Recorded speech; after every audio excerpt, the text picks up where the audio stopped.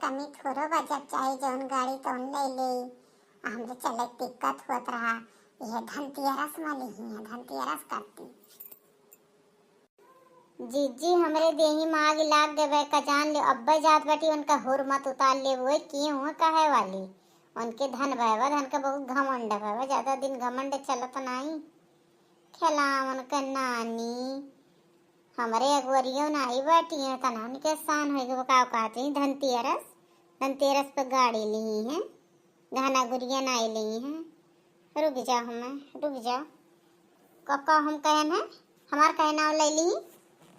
बहनी तो कौनो बतिया शांति मन से सुनती कहे, जहाँ देखो तहाँ आगे उबल जाती, तुरंत बारे लागत। ये कौन तरीका हो? ईंट के जवाब पत्थर से देख चाहिए। अगर दम हुए तो कहो, इतना कमा थी ने फूकत ही उनसे कहो कि कुछ करें जिंदगी में अपने।